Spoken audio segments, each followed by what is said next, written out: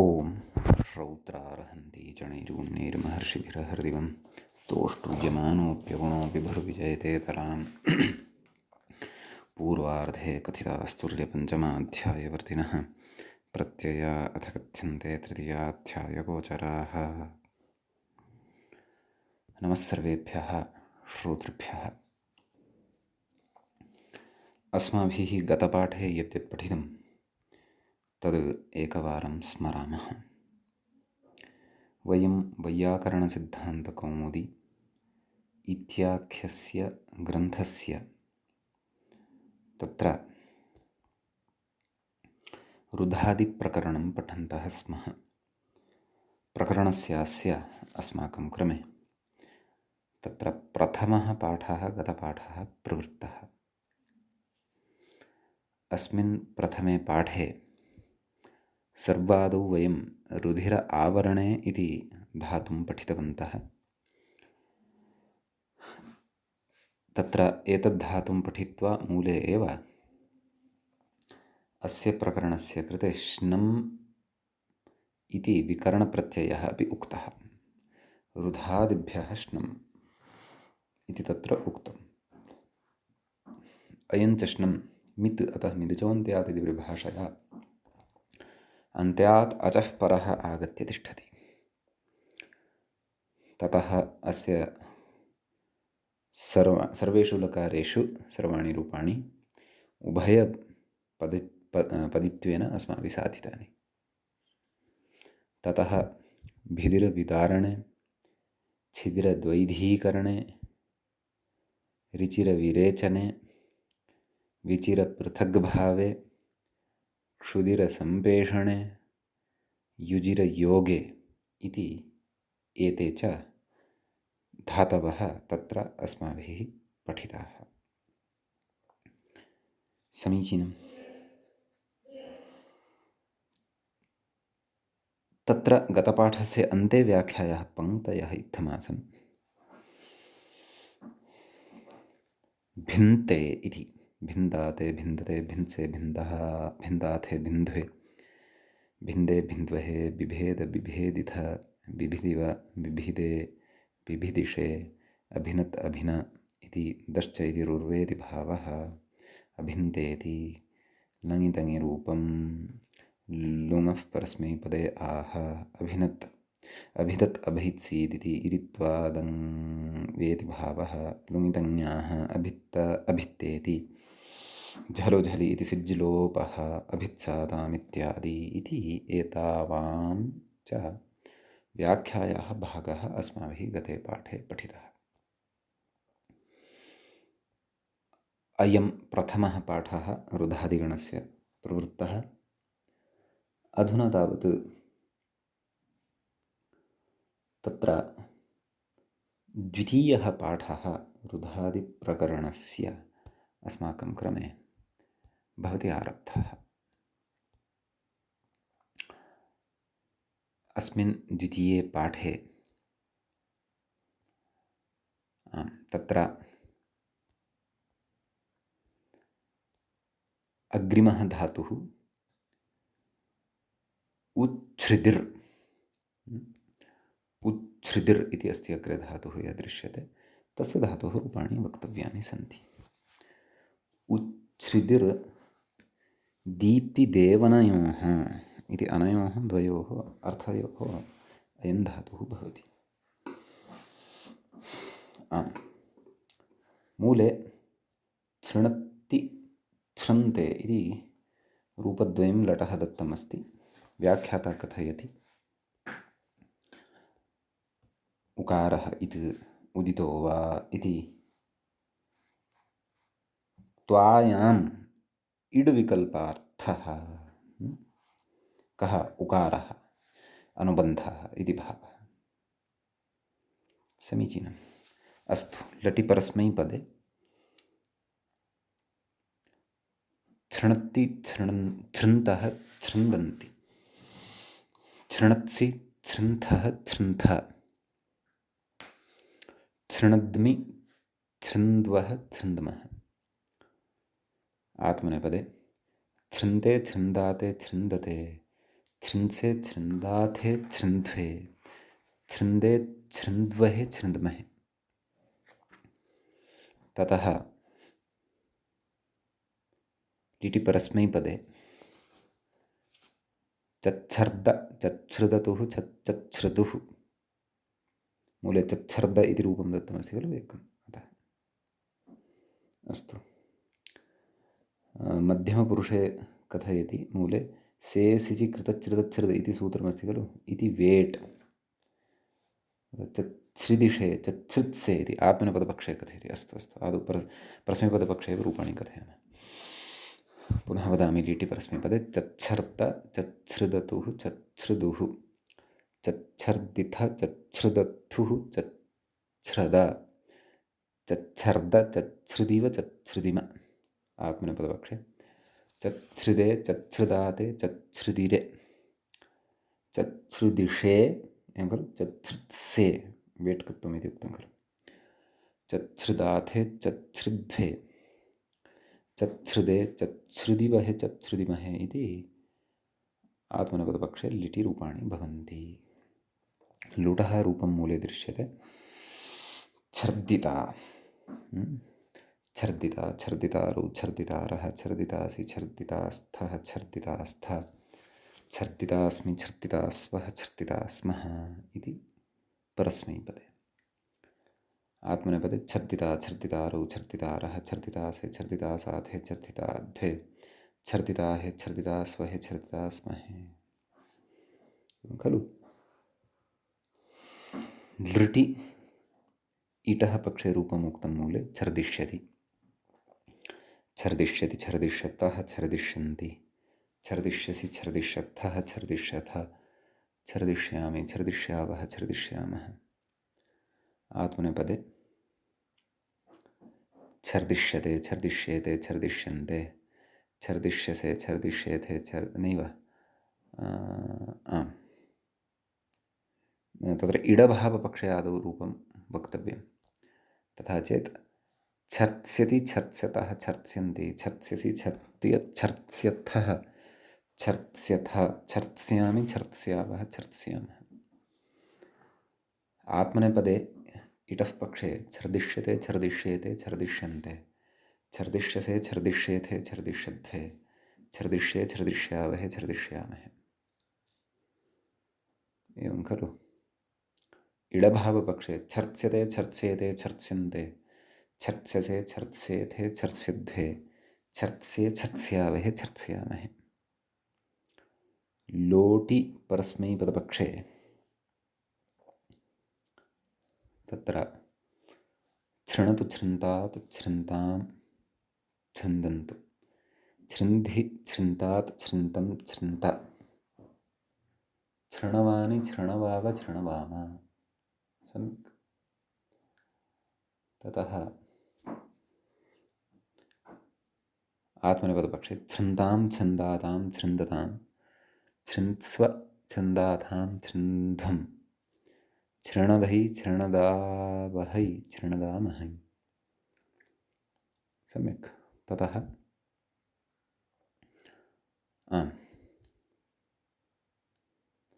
लङ्लकारे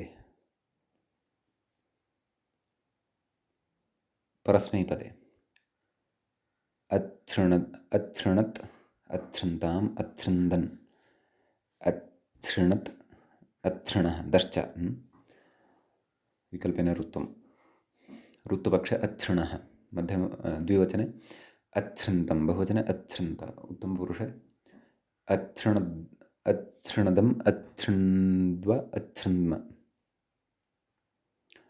आत्मनेपदपक्षे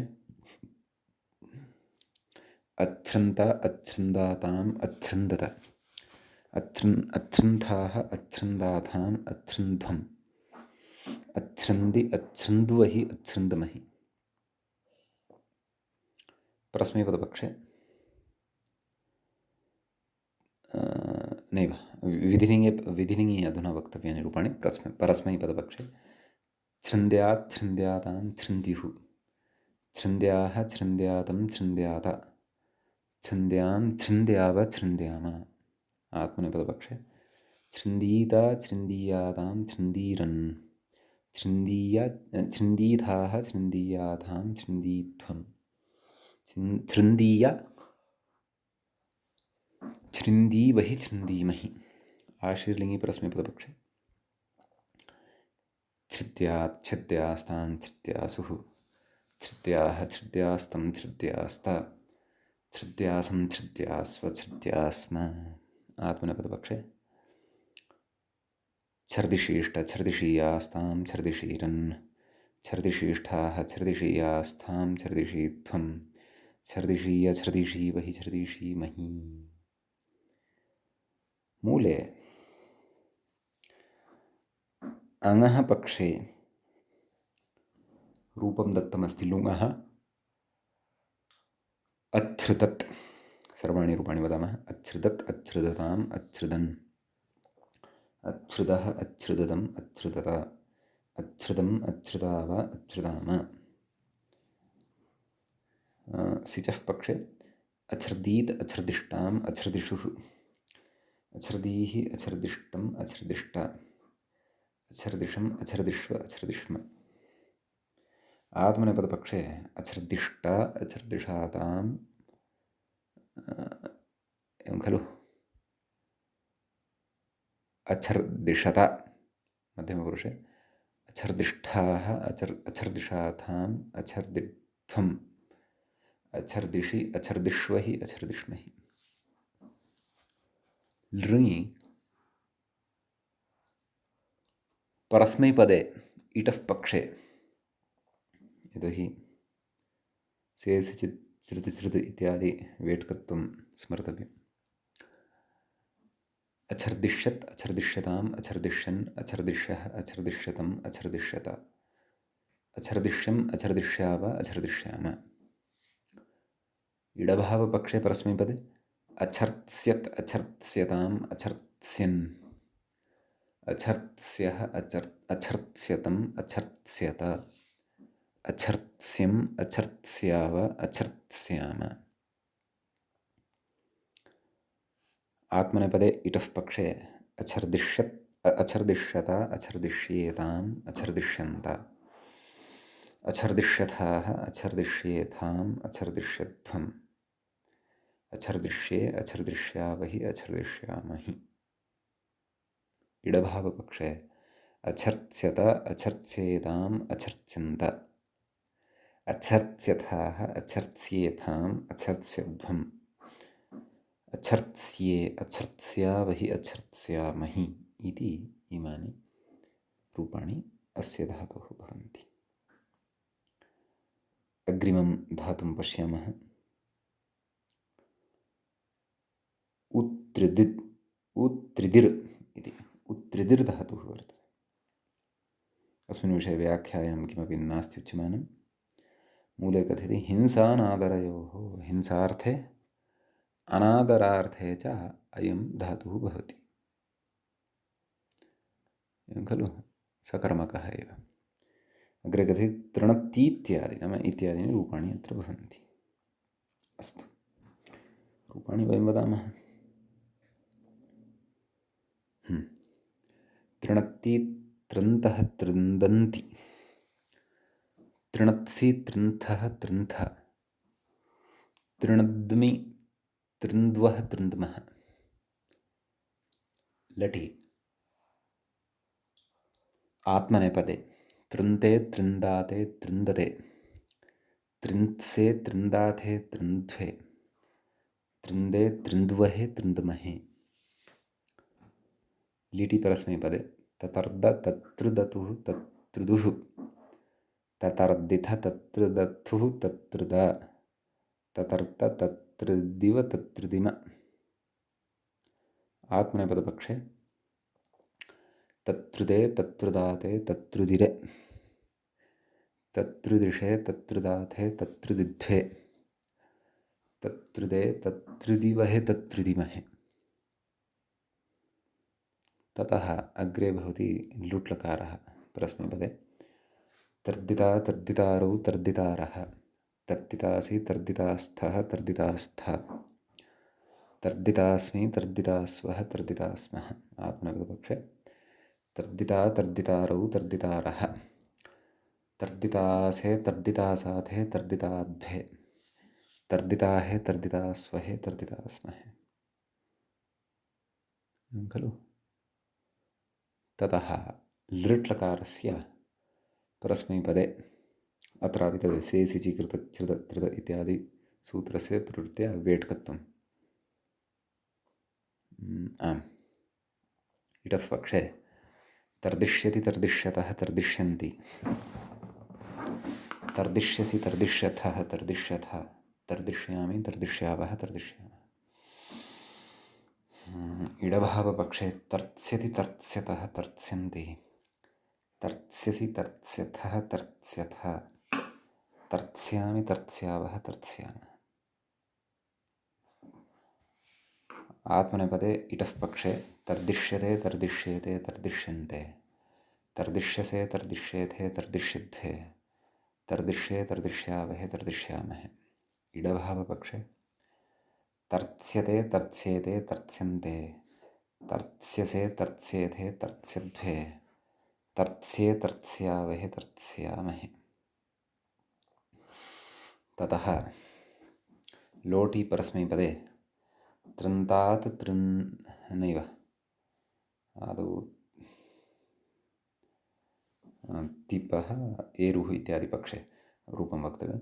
तृणत्तु तृन्तात् ततः तादनः पक्षे तृणत्तु तृन्तात् तृन्तां तृन्दन्त् तृन्धि तृन्तात् तृन्तं तृन्त तृणदानि तृणदाव तृणदाम। ततः लोटि आत्मनेपदपक्षे तृन्तां तृन्दातां तृन्दतां तृन्त्स्व तृन्दाथां तृन्धुं तृणदै तृणदावहै तृणदामहि। तदनन्तरं लङि परस्मैपदपक्षे अतृणत् अतृन्ताम् अतृन्दन् अतृणत् अतृन्तम् अतृन्त अतृणदम् अतृन्द्व अतृन्द्म। आत्मनेपदपक्षे अतृन्त अतृन्दाताम् अतृन्दत अतृन्थाः अतृन्दाथाम् अतृन्ध्वम् अतृन्दी अतृन्द्वहि अतृन्द्महि। सम्यक्। ततः विधिनिङ्लकारे परस्मैपदे तृन्द्यात् तृन्द्यास्तां तृन्द्युः तृन्द्याः तृन्द्यास्तं तृन्द्याः तृन्द्यातं तृन्द्यात तृन्द्यां तृन्द्याव तृन्द्याम। आत्मनेपदे तृन्दीत् तृन्दीयातां तृन्दीरन् तृन्दीथाः तृन्दीयाथां तृन्दीध्वं तृन्दीय तृन्दीवहि तृन्दीमहि। आशीर्लिङ्गि परस्मैपदे तृतीयात् तृतीयास्तां तृतीयासुः तृतीयाः तृतीयास्तं तृतीयास्त तृतीयासं तृतीयास्व तृतीयास्म। आत्मनेपदपक्षे तर्दिशीष्ठ तर्दिशीयास्तां तर्दिशीरन् तर्दिशीष्ठाः तर्दिशीयास्थां तर्दिशीध्वं तर्दिशीय तर्दिशीवहि तर्दिशीमहि। सम्यक्। ततः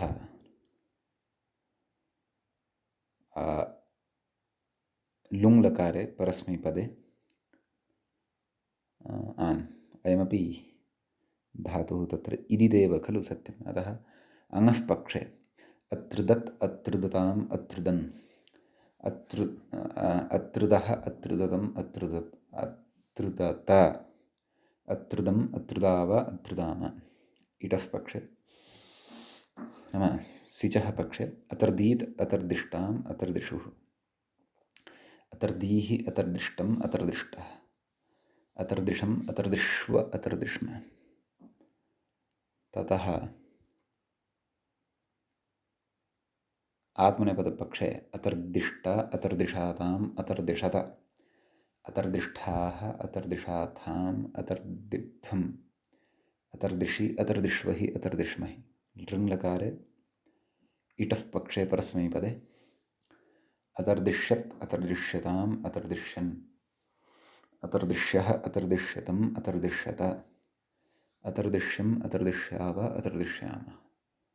इडभावपक्षे अतर्त्स्यत् अतर्त्स्यताम् अतर्त्स्यन् अतर्त्स्यः अतर्त्स्यतम् अतर्त्स्यत अतर्त्स्यम् अतर्त्स्याव अतर्त्स्याम।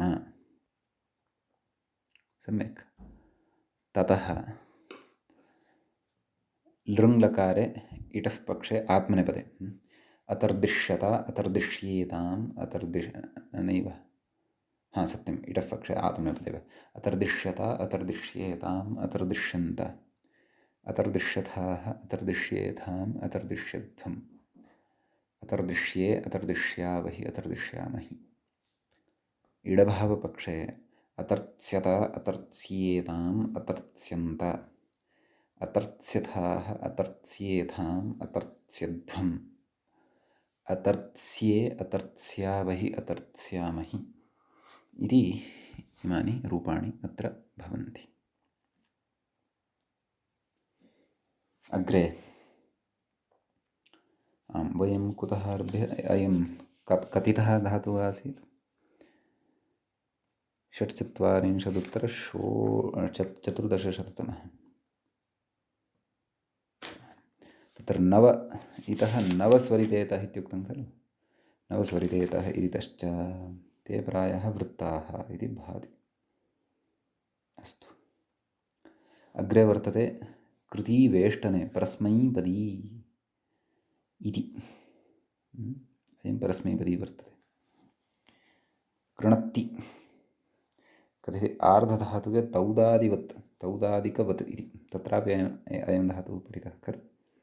अतः ततः कथयति। अस्तु, परस्मैपदे एव अत्र रूपाणि भविष्यन्ति, अतः रूपाणि कथयामः। कृणत्ति कृन्तः कृन्तन्ति। कस्मिन् अर्थे अयं धातुः? वेष्टने वेष्टनार्थे। मध्यमपुरुषे लटि कृणत्सि कृन्थः कृन्थः। उत्तमपुरुषे कृणत्मि कृणद्मि कृन्त्वः कृन्त्मः। कृणत्मि कृन्त्वः कृन्त्मः।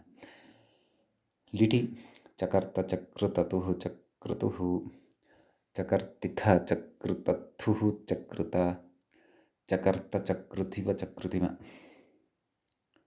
न वा? आर्धधातुके तौदादिवत् इत्युक्तमेव खलु।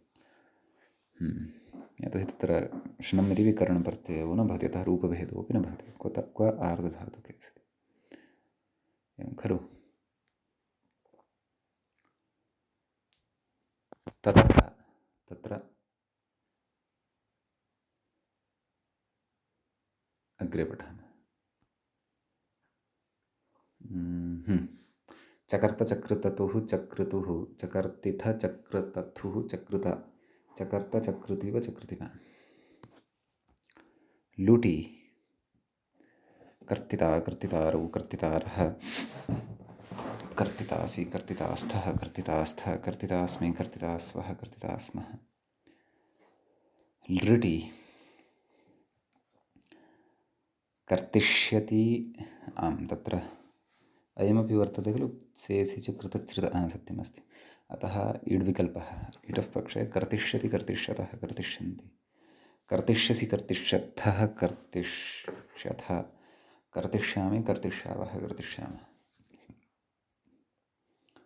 इडभावपक्षे कर्त्स्यति कर्त्स्यतः कर्त्स्यन्ति कर्त्स्यसि कर्त्स्यथः कर्त्स्यथ कर्त्स्यामि कर्त्स्यावः कर्त्स्यामः। लोटि कृणत्तु कृन्तात् कृन्तां कृन्तन्तु कृन्धि कृन्तात् कृन्तं कृन्त कृणतानि कृणताव कृणताम। लङि अकृणत् अकृन्ताम् अकृन्तन् अकृणत् अकृन्तम् अकृन्त अकृणतम् अकृन्त्व अकृन्त्म। विधिलिङि कृन्त्यात् कृन्त्यास्तां कृन्त्यैव कृन्त्यात् कृन्त्यातां कृन्त्युः इत्येवं। कृन्त्याः कृन्त्यातं कृन्त्यात कृन्त्यां कृन्त्याव कृन्त्याम। आश्रयलिङि कृत्यात् कृत्यास्तां कृत्यासुः कृत्याः कृत्यास्तं कृत्यास्ता कृत्यासं कृत्यास्व कृत्यास्म लुङि अकर्तीत् अकर्तिष्टाम् अकर्तिषुः अकर्तीः अकर्तिष्टम् अकर्तिष्टाः अकर्तिषम् अकर्तिष्व अकर्तिष्म लृङि इटः पक्षे अकर्तिष्यत् अकर्तिष्यताम् अकर्तिष्यन् अकर्तिष्यः अकर्तिष्यतम् अकर्तिष्यत अकर्तिष्यम् अकर्तिष्याव अकर्तिष्याम इडभावपक्षे अकर्त्स्यत् अकर्त्स्यताम् अकर्त्स्यन् अकर्त्स्यः अकर्त्स्यतम् अकर्त्स्यत अकर्त्स्यम् अकर्त्स्याव अकर्त्स्याम इति इमानि तत्र भवन्ति रूपाणि। अग्रिमः धातुः पठनीयः अस्ति। मूले दृश्यते ञि इन्धि दीप्तौ त्रयः आत्मनेपदिनः इति कथयति। अस्तु तत्र कथयति अग्रे ईदित्वं श्वीदितः निष्ठायाम् इत्येतदर्थं श्नमि कृते इन न ध ते इति स्थिते श्नान्नलोपः सूत्रमस्ति अग्रे श्नान्नलोपः इत्यस्ति। तत्र कः सूत्रस्य पदार्थः पदच्छेदः कथम् इति चेत् तत्र श्नात् इति पञ्चमी विभक्तेः एकवचनान्तं भवति। नलोपः इति प्रथमाविभक्तेः एकवचनान्तं भवति। नस्य लोपः न लोपः आहत्य द्वे पदे अस्मिन् सूत्रे भवतः तत्र सूत्रस्य अर्थः मूले उक्तः वर्तते। अस्तु ततः पूर्वं व्याख्याता किं कथयति कथयामः पश्यामः श्नं प्रत्यय एकदेशस्य श्न इत्यस्य श्नादिति पञ्चमी नेति लुप्तषष्ठीकं श्नान्न लोपः नाम नस्य लोपः तदाह श्नमः परस्य नस्य मूले द्रष्टव्यं श्नमः परस्य नस्य लोपः स्यात् एवं खलु नस्य लोपः न लोपः इति न नस्य इति पृथक् वर्तते नाम तत्र षष्ठी लुप्ता वर्तते लोपः इति पृथक् इति कथयति व्याख्याता कथयति नकारस्य इत्यर्थः अकारः उच्चारणार्थः तथा च इन ध धातोः यः नकारः सः लुप्तः इन ध ते इति स्थिते आह श्नसोरल्लोपः मूले उक्तं खलु पूर्वं पठितं सूत्रम् उच्यमानमस्ति इति श्नसोरल्लोपः इत्यनेन श्नमः यः अकारः वर्तते तस्यापि लोपः भवति इति भावः। तर्हि किमवशिष्यते इ न ध ते इन्धे जष्ट्वादिकं कृत्वा इन्धे इति रूपं सिद्धं भवति। तदेव अग्रे कथयन्नस्ति व्याख्याता तथा च इनधृ ते इति स्थिते झषस्ततोर्दोधः इति तकारस्य धत्वे पूर्वधकारस्य जष्ट्वे परिनिष्ठितमाः इन्धे इति खलु अग्रे कथयति यद्यपि अनितां हरुभधायाः लोपः ङितित्येव अत्र लोपः न लोपः सिद्ध्यति तथापि अनक्ति इत्याद्यर्थं सूत्रम् इहापि न्याय्यत्वाद् उपन्यस्तम् इति बोध्यम् इन्धते खलु तत्र एकवचने तु इन्धे इति रूपं द्विवचने इन्धाते बहुवचने इन्धते इति व्याख्यात्र उक्तम् अस्ति रूपं मध्यमपुरुषे तावत् एकवचने इन्त्से द्विवचने इन्धाते बहुवचनस्य रूपं व्याख्यात्र प्रदत्तं वर्तते तत्र इन्ध्वे इति सम्यक् ततः उत्तमपुरुषे इन्धे इन्ध्वहे इन्ध्महे इति इमानि रूपाणि ज्ञातव्यानि इति एतावता अत्र लट्लकारस्य रूपाणि सम्पन्नानि वर्तन्ते। आत्मनेपदी पदिनः त्रयः धातवः इत्युक्तमेव खलु। अतः आत्मनेपदरूपाणि एव अत्र वक्तव्यानि इति भावः। अस्तु, इन्त्से इति मध्यमपुरुषस्य एकवचनस्य रूपं व्याख्यात्र प्रदत्तं वर्तते। इन्धे इत्यत्र नैव मूले प्रदत्तं वर्तते। इन्धे इत्यत्र व्याख्याता अपि किमपि कथयति खलु। किं कथयति? इन्धे इति न्याय्यत्वात् वस्तुमिति उक्तम्। अस्तु अस्तु अस्तु, इन्धते, इन्ध्वे। अस्तु, लटः रूपाणि सम्पन्नानि किल। इदानीं लिटः रूपाणि अत्र द्रष्टव्यानि सन्ति। अयं धातुः धातुपाठे एव इजादिः वर्तते, गुरुमाश्चास्ति। अतः प्रकृते आम् प्रत्ययः आमन्तात् कृभस्तीनाञ्च अनुप्रयोगः अपि स्मर्तव्यः, एवं खलु। अतः तत्र लिटि इन्धाञ्चक्रे, इन्धाञ्चक्राते, इन्धाञ्चक्रिरे, इन्धाञ्चक्रिषे, इन्धाञ्चक्राथे, इन्धाञ्चक्रिढ्वे, इन्धाञ्चक्रे, इन्धाञ्चक्रिवहे, इन्धाञ्चक्रिमहे। भुवः अनुप्रयोगे इन्धां बभूव,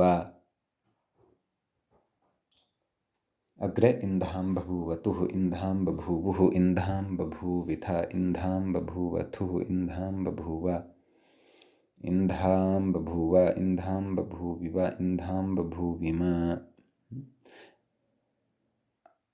एवं खलु। इदानीम् असः अनुप्रयोगे इन्धामास, इन्धामासतुः, इन्धामासुः, इन्धामासिथ, इन्धामासथुः, इन्धामास, इन्धामास, इन्धामासिव, इन्धामासिम इति इमानि तत्र भवन्ति रूपाणि। लुटि इन्धिता, इन्धितारौ, इन्धितारः। व्याख्याता तु अग्रे साक्षात् एव लोटं प्रति गतः। अस्तु, मूले इन्धिता इति लुटः एकं रूपं दृश्यते। अस्तु, इन्धिता, इन्धितारौ, इन्धितारः, इन्धितासि नैव, इन्धितासे, इन्धितासाथे, इन्धिताध्वे, इन्धिताहे, इन्धितास्वहे, इन्धितास्महे। ततः लुट्लकारः अग्रे भवति। इन्धिष्यते, इन्धिष्येते, इन्धिष्यन्ते, इन्धिष्यसे, इन्धिष्येथे, इन्धिष्यध्वे, इन्धिष्ये, इन्धिष्यावहे, इन्धिष्यामहे, एवं खलु। तत्र इन्धाम् इति क्वथितं रूपं व्याख्यात्र दत्तम्। इन्धे, इन्धाम्, इन्त्स्व, लोटः प्रायः, एवं खलु। अस्तु, वयं क्व प्राप्ताः? अस्माभिः लृटः रूपाणि उक्तानि। लोटः अपि लृटः उक्तानि वा? इन्धिष्यते, इन्धिष्यते, इन्धिष्यन्ते, इन्धिष्यसे, इन्धिष्येथे, इन्धिष्यद्वे, इन्धिष्य, इन्धिष्यावहे, इन्धिष्यामहे। आम्, लोटः रूपम् उक्तमस्ति व्याख्यात्र इन्धाम्, इन्धाम्, इन्धाताम्, इन्धताम्, इत्स्व, इन्त्स्व इति स्यात् खलु। इन्त्स्व, इन्धाताम्, इन्ध्वम्। इनदहि इति मूले दत्तमस्ति रूपं। लोटः, लोटि उत्तमपुरुषस्य एकवचनस्य अस्ति। कथयति श्नमि उत्तरम् अस्य इटः एत्वे आटि वृद्धौ।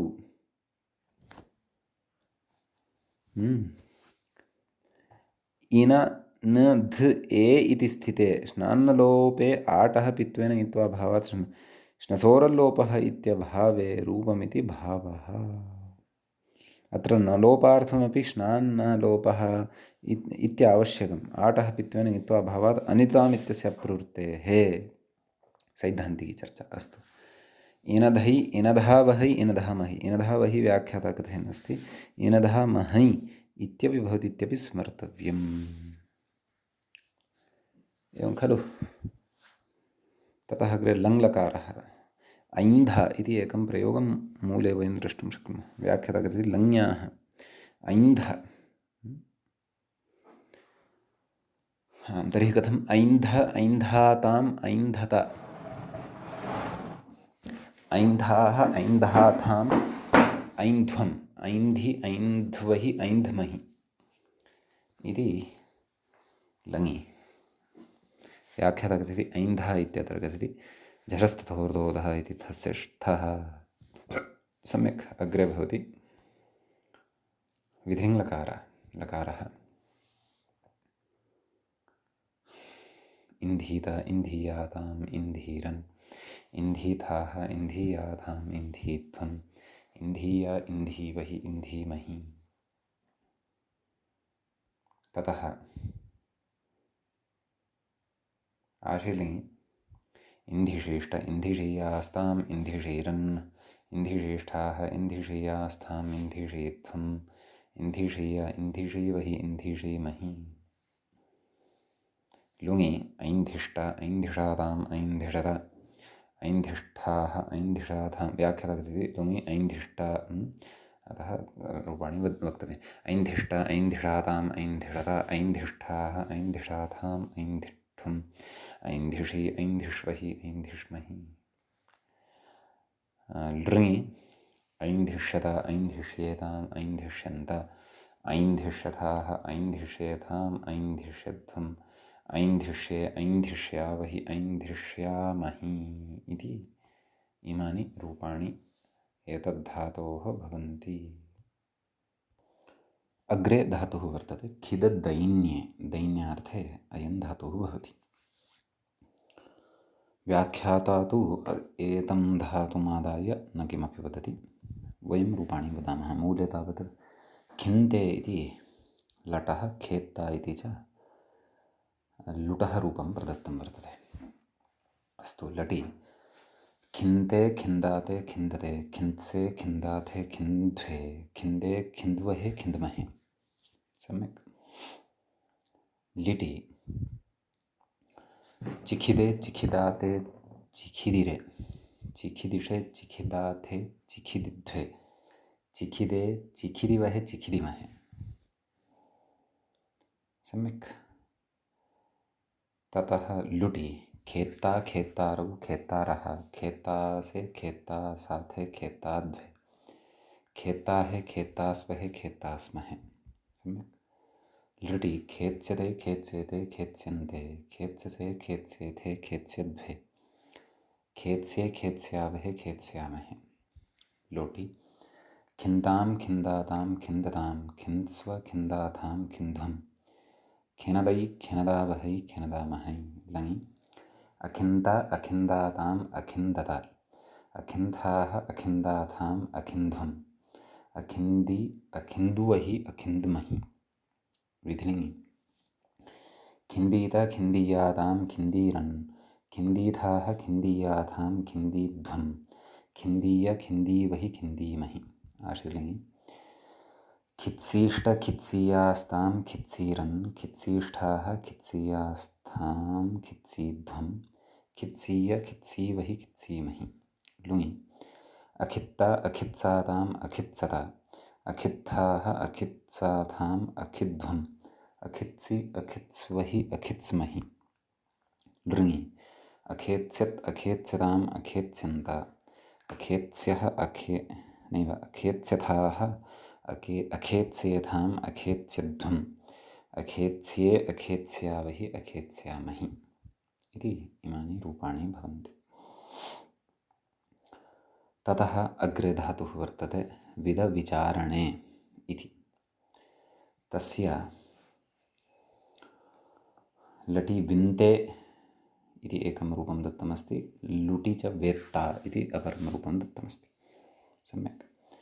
लटि वदामः विन्ते विन्दाते विन्दते विन्त्से विन्दाथे विन्ध्वे विन्दे विन्द्वहे विन्द्महे एवं खलु विचारणार्थकः अयं धातुः भवति। लिटि विविदे विविदाते विविदिरे विविदिषे विविदाथे विविदिध्वे विविदे विविदिवहे विविदिमहे। लुटि वेत्ता वेत्तारौ वेत्तारः वेत्तासे वेत्तासाथे वेत्ताध्वे वेत्ताहे वेत्तास्वहे वेत्तास्महे। लृटि वेत्स्यते वेत्स्येते वेत्स्यन्ते वेत्स्यसे वेत्स्येथे वेत्स्यध्वे वेत्स्ये वेत्स्यावहे वेत्स्यामहे। लोटि विन्तां विन्दातां विन्दतां विन्त्स्व विन्दातां विन्ध्वं विनदै विनदावहै विनदामहै। लङि अविन्ता अविन्दाताम् अविन्दता अविन्धाः अविन्दाताम् अविन्ध्वम् अविन्दि अविन्दुवहि अविन्दमहि।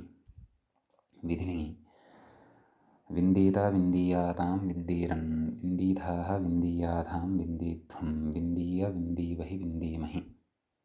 आशीर्लिङि वित्सीष्ट वित्सीयास्तां वित्सीरन् वित्सीष्ठाः वित्सीयास्तां वित्सीध्वं वित्सीय वित्सीवहि वित्सीमहि। लुङि अवित्ता अवित्साताम् अवित्सता अवित्थाः अवित्साताम् अविध्वम् अवित्सि अवित्स्वहि अवित्स्महि। ऋङि अवेत्स्यता अवेत्स्येताम् अवेत्स्यन्ता अवेत्स्यथाः अवेत्स्येथाम् अवेत्स्यध्वम् अवेत्स्ये अवेत्स्यावहि अवेत्स्यामहि इति इमानि भवन्ति रूपाणि। इदानीम् अग्रे केचन धातवः परस्मैपदिनः वर्तन्ते। प्रायः गणान्तं परस्मैपदिनः सन्ति वा इति भाति। अस्तु, कथयति अथ परस्मैपदिनः तत्र शिश्ल् विशेषणे इति धातुः वर्तते। अनिट् व्याख्याता कथयति अनिट् तत्र मूले शिनष्टि शिंष्टः शिंशन्ति इति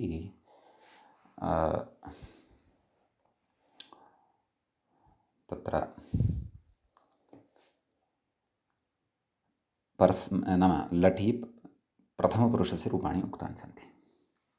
मध्यमपुरुषे शिनक्षि शिंष्ठः शिंष्ठ शिनश्मि शिंश्वः शिंश्मः इमानि रूपाणि क्रमशः अत्र भवन्ति। ततः लिटः रूपाणि अग्रे द्रष्टव्यानि सन्ति।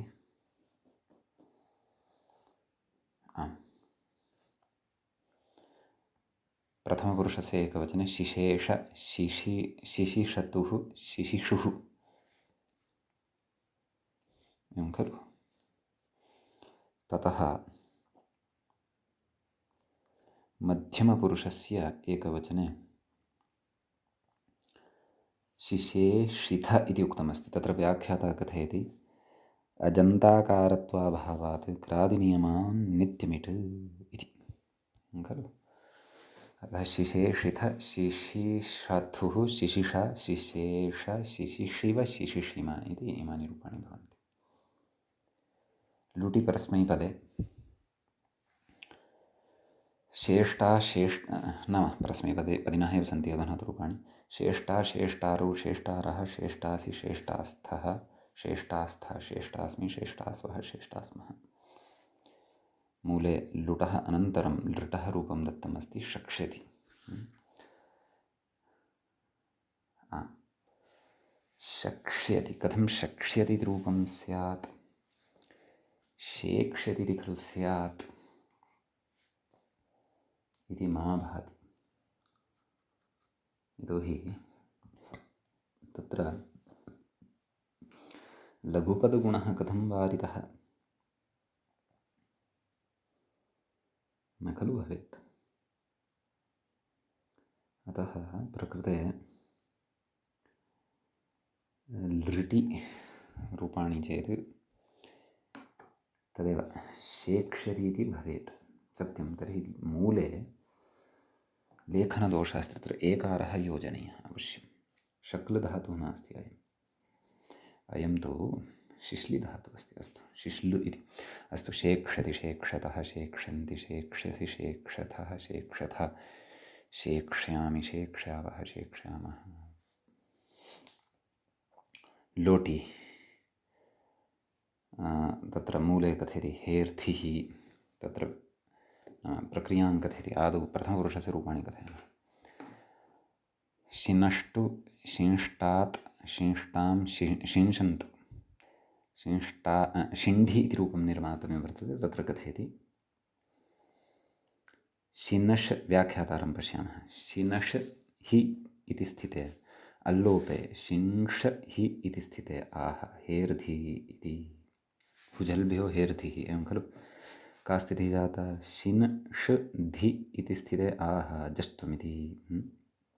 कथयति झलां झषि इति षस्य ड इति भावः ष्टुत्वं।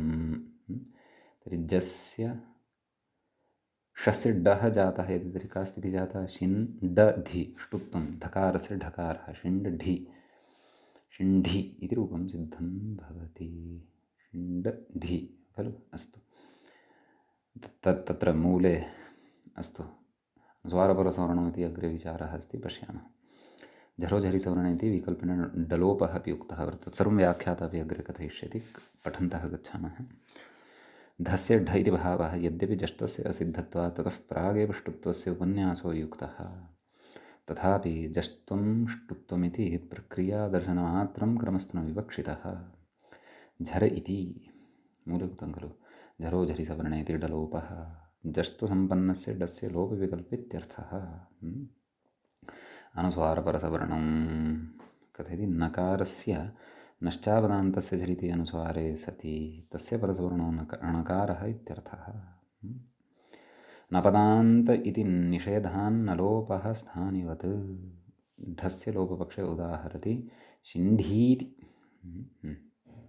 नाम झरोझरिसवर्णे इत्यनेन अतः शिण्ढी ढस्य लोपाभावे उदाहरति शिण्ढीति।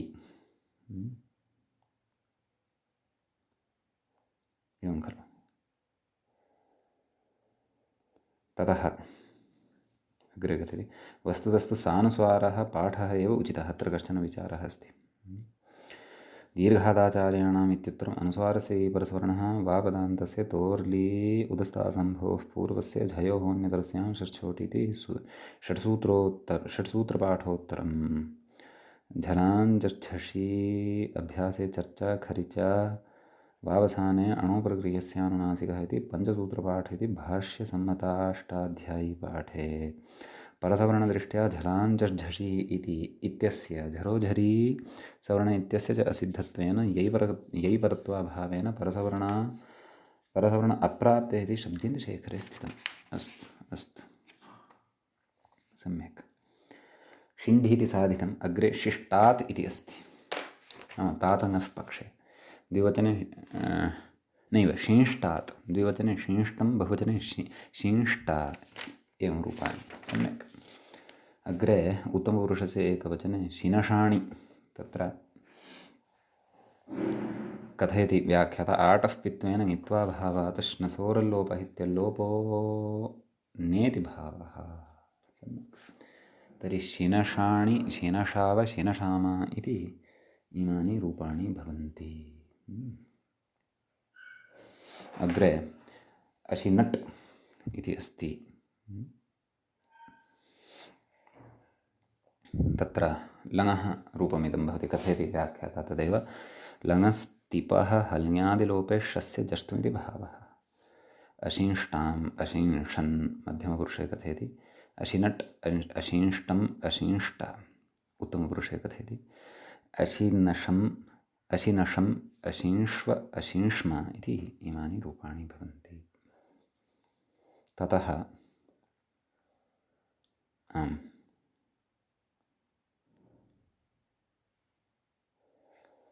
लङः सम्पन्नानि खलु विधिलिङ्गः रूपाणि इदानीं कथनीयानि।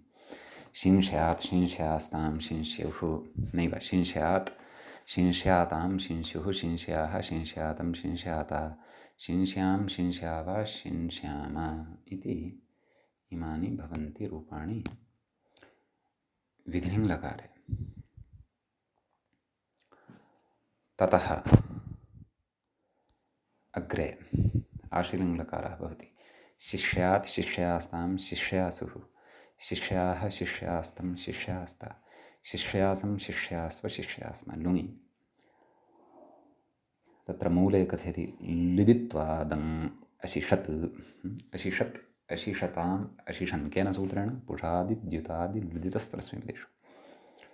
मध्यमपुरुषे अशिषः अशिषतम् अशिषत उत्तमपुरुषे अशिषम् अशिषाव अशिषाम। लृङि अशेक्षत् अशेक्षताम् अशेक्ष्यन् अशेक्ष्यः अशेक्षतम् अशेक्ष्यत अशेक्ष्यम् अशेक्ष्याव अशेक्ष्याम इति इमानि रूपाणि भवन्ति सम्यक्।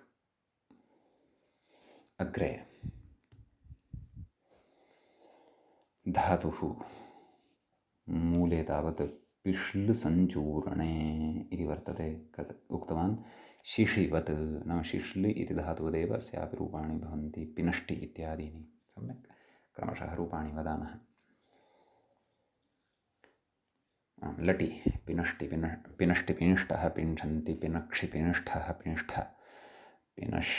पिनश्मि पिनिष्वः पिनिष्मः। लिटि पिपेष पिपिषतुः पिपिषुः पिपेषिथ पिपिषथुः पिपिष पिपेष पिपिषिव पिपिषिम। लुटि पेष्टा पेष्टारु पेष्टारः पेष्टासि पेष्टास्थः पेष्टास्थ पेष्टास्मि पेष्टास्वः पेष्टास्मः। लिटि पेक्षति पेक्षतः पेक्ष्यन्ति पेक्षसि पेक्षथः पेक्षथ पेक्ष्यामि पेक्ष्यावः पेक्ष्यामः। लोटि पिनष्टु पिनिष्टात् पिनिष्टां पिंशन्तु पिण्डि पिनिष्टात् पिनिष्टं पिनिष्ट पिनशाणि पिनशाव पिनशाम। लङि तत्र अपिनट् अपिनिष्टाम् अपिंशन् अपिनट् अपिनिष्टम् अपिनिष्ट अपिनशम् अपिंश्व अपिंश्म। विधिलिङि पिंश्यात् पिंश्यातां पिंश्युः पिंश्याः पिंश्यातं पिंश्यात पिंश्यां पिंश्याव पिंश्याम। आशीलिङि पिष्यात् पिष्यास्तां पिष्यासुः पिष्याः पिष्यास्तं पिष्यास्त पिष्यासं पिष्यास्व पिष्यास्म। लुङि अपिषत् अपिषाताम् अपिषन् अपिषः अपिषतम् अपिषत नैव पुनः वदामि प्रथमपुरुषादारभ्य। अपिषत् अपिषताम् अपिषन् अपिषः अपिषतम् अपिषत अपिषम् अपिषाव अपिषाम। लृङि अपेक्षत् अपेक्षताम् अपेक्षन् अपेक्षः अपेक्षतम् अपेक्षत अपेक्ष्यम् अपेक्ष्याव अपेक्ष्याम इति इमानि भवन्ति रूपाणि। ततः अग्रे धातुः भवति भञ्जो आमर्दने। तस्य भनक्ति इति लटः रूपं दत्तमस्ति। व्याख्याता कथयति श्नमि भ न जतति इति स्थिते श्नाम्नलोपः इति न लोपः इति भावः। भङ्क्तः भञ्जति इत्याद्युह्यम्। अस्तु भनक्ति भङ्क्तः भञ्जन्ति भञ्जन्ति बहुवचने। भनक्षि भङ्क्तः भङ्क्थ भनज्मि भञ्ज्वः भञ्ज्म। लुटि लिटि प्रथमपुरुषे बभञ्ज बभञ्जतुः बभञ्जुः। मध्यमपुरुषे बभञ्जिथ बभञ्जथुः बभञ्ज बभञ्जिथ इत्यत्र कथयति व्याख्याता भारद्वाजनियमात् थलि वेडिति मत्वाः बभञ्जिथ बभङ्थ इति रूपद्वयम्। ततः द्विवचने बभञ्जथुः बभञ्ज बभञ्ज बभञ्जिव बभञ्जिम। लुटि भङ्क्ता भङ्क्तारु भङ्क्तारः भङ्क्तासि भङ्क्तास्थः भङ्क्तास्थ भङ्क्तास्मि भङ्क्तास्वः भङ्क्तास्मः। सम्यक् व्याख्याता कथयति अनिडिति भावः अनिड् ज्ञापनाय अनिट्त्वज्ञापनाय एवं भङ्क्ता इति रूपं प्रदत्तमिति भावः। अस्तु लृटि भङ्क्षति भङ्क्षतः भङ्क्षन्ति भङ्क्षसि भङ्क्षथः भङ्क्षथः भङ्क्ष्यामि भङ्क्ष्यावः भङ्क्ष्यामः। लोटि भुनक्तु न भनक्तु भङ्क्तात् भङ्क्तां भञ्जन्तु भङ्धि भङ्क्तात् भङ्क्तं भङ्क्त भजनानि नैव भनजानि भनजाव भनजाम। लङि अनभक् अनभङ्क्ताम् अनभक् अभङ्क्ताम् अभञ्जन् अनभक् अभङ्क्तम् अभङ्क्त अभनजम् अभनजम् अभञ्ज्व अभञ्ज्म। विधिलिङि भञ्जात् भञ्जास्तां भञ्जुः नैव भञ्जात् भञ्जातां भञ्जुः भञ्जाः भञ्जातं भञ्जात भञ्ज्यां भञ्जाव भञ्ज्याम। आशीलिङि भञ्जात् भञ्जास्तां भञ्जासुः भञ्जाः भञ्जास्तं भञ्जास्त भञ्जासं भञ्जास्व भञ्जास्म। लुङि अभाङ्क्षीत् अभाङ्क्ताम् अभाङ्क्षुः अभाङ्क्षीः अभाङ्क्तम् अभाङ्क्त अभाङ्क्षम् अभाङ्क्ष्व अभाङ्क्ष्म। इमानि रूपाणि भवन्ति। ततः लृङि अभङ्क्षत् अभङ्क्षताम् अभङ्क्षन् अभङ्क्षः अभङ्क्षतम् अभङ्क्षत अभङ्क्ष्यम् अभङ्क्ष्याव अभङ्क्ष्याम इति इमानि रूपाणि अत्र भवन्ति। ततः अग्रे धातुः भवति भुजपालनाभ्यवहारयोः इति खलु। कथयति भुजो न बने इति तं वक्ष्यते, भुङ्क्ते भुञ्जाते इति। नाम अवनार्थे, नाम रक्षणार्थे, नाम पालनार्थे, अनवने नाम भक्षणार्थे अयं धातुः आत्मनेपदित्वेन प्रयुज्यते, अपि च रक्षणार्थे अयं धातुः परस्मैपदित्वेनैव प्रयुज्यते इति भावः। अस्तु, तर्हि उभयपदी अयं धातुः वस्तुतः भवति। अर्थभेदे तत्र परस्मैपदत्व आत्मनेपदत्वव्यवस्था अस्ति, भिन्ना भिन्ना। अस्तु, परस्मैपदे तावत् पालनार्थे भुनक्ति भुङ्क्तः भुञ्जन्ति भुनक्षी भुङ्क्थः भुङ्क्थः भुनज्मि भुनज्वः भुनज्मः। पालनार्थे नैव भक्षणार्थे भुङ्क्ते भुञ्जाते भुञ्जते भुङ्क्षे भुञ्जाते भुङ्क्द्वे भुङ्क्ध्वे भुञ्जे भुञ्ज्वहे भुञ्ज्महे। लिटि पालनार्थे बुभोज बुभुजत्तुः बुभुजुः बुभोजिथ बुभुजत्थुः बुभुजा बुभोज बुभुजिव बुभुजिम। भक्षणार्थे बुभुजे बुभुजाते बुभुजिरे बुभुजिषे बुभुजाथे बुभुजिध्वे बुभुजे बुभुजिवहे बुभुजिमहे। लृटि पालनार्थे भोक्ता भोक्तारौ भोक्तारः भोक्तासि भोक्तास्थः भोक्तास्थः भोक्तास्मि भोक्तास्वः भोक्तास्मः। भक्षणार्थे भोक्ता भोक्तारौ भोक्तारः भोक्तासे भोक्तासाथे भोक्ताध्वे भोक्ताहे भोक्तास्वहे भोक्तास्महे। लृटि पालनार्थे मूले अपि दत्तमस्ति भोक्ता, अपि च लृटि अपि दत्तमस्ति भोक्ष्यते इति, भोक्ष्यति इति। अस्तु, रक्षणार्थे लृटि भोक्ष्यति भोक्ष्यतः भोक्ष्यन्ति भोक्ष्यसि भोक्ष्यथः भोक्ष्यथः भोक्ष्यामि भोक्ष्यावः भोक्ष्यामः। लृटि तत्र भक्षणार्थे भोक्ष्यते भोक्ष्येते भोक्ष्यन्ते भोक्ष्यसे भोक्ष्येथे भोक्ष्यध्वे भोक्ष्ये भोक्ष्यावहे भोक्ष्यामहे।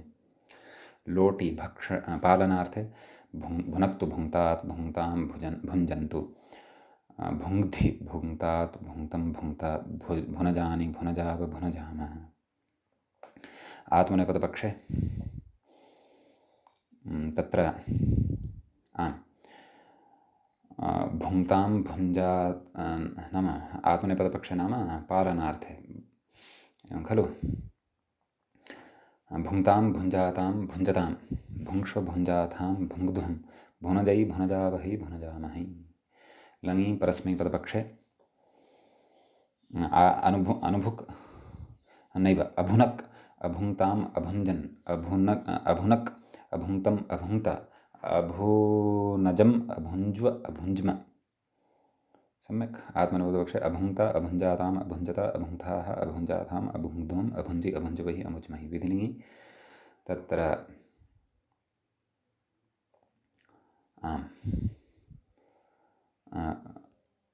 विधिलिङि तावत् परस्मैपदपक्षे अर्थात् पालनार्थे भुञ्जात् भुञ्जास्तां भुञ्जुः भुञ्जाः भुञ्जात् भुञ्जातां भुञ्जुः भुञ्जाः भुञ्जातं भुञ्जात भुञ्जां भुञ्जाव भुञ्जाम। आत्मनेपदपक्षे भुञ्जीत भुञ्जीयातां भुञ्जीरन् भुञ्जीथाः भुञ्जीयातां भुञ्जीध्वं भुञ्जीय भुञ्जीवहि भुञ्जीमहि। आशीर्लिङि परस्मैपदपक्षे भुज्यात् भुज्यास्तां भुज्यासुः भुज्याः भुज्यास्तं भुज्यास्त भुज्यासं भुज्यास्व भुज्यास्म। लुङि परस्मैपदपक्षे अभौक्षीत् अभौक्ताम् अभौक्षुः अभौक्षीः अभौक्तम् अभौक्त अभौक्षम् अभौक्ष्व अभौक्ष्म। एवं तत्र आत्मने इति तु परस्मैपदपक्षे खलु। आत्मनेपदपक्षे तर्हि कथं रूपाणि? अभौ तत्र अभुक्ता अभुक्षाताम् अभुक्षता अभुक्षता अभुक्ताः अभुक्षाथाम् अभुक्ध्वम् अभुक्षि अभुक्ष्वहि अभुक्ष्महि। एवं खलु। लृङि परस्मैपदपक्षे अभोक्ष्यत् अभोक्ष्यताम् अभोक्ष्यन् अभोक्ष्यः अभोक्ष्यतम् अभोक्ष्यत अभोक्ष्यम् अभोक्ष्याव अभोक्ष्यामः। आत्मनेपदपक्षे अभोक्ष्यता अभोक्ष्येताम् अभोक्ष्यन्त अभोक्ष्यथाः अभोक्ष्येथाम् अभोक्ष्यध्वम् अभोक्ष्ये अभोक्ष्यावहि अभोक्ष्यामहि इति एवं रीत्या रूपाणि अत्र भवन्ति। अद्यतनपाठे तावत् एतावानेव विशेषः अस्माभिः पठ्यते। तृह इति धातोः आरभ्य अग्रिमे पाठे वयं पठिष्यामः। अद्यतनपाठः तावत् अत्रैव उपसंह्रियते। मङ्गलं कुर्मः। श्रौत्रार्हन्ति चणैर्गुण्यैर्महर्षिभिरहृतिवन्तोष्टूयमानोऽप्यगुणो विभृविजयते तरान्। पूर्वार्धे कथितास्तुर्यपञ्चम अध्यायवर्तिनः प्रत्यया अथ कथ्यन्ते तृतीयाध्यायगोचराः। एवञ्च रुधादिप्रकरणस्यास्य द्वितीयः पाठः अस्माकं क्रमे सम्पन्नतां गतः। नमः सर्वेभ्यः श्रोतृभ्यः भवद्भ्यः।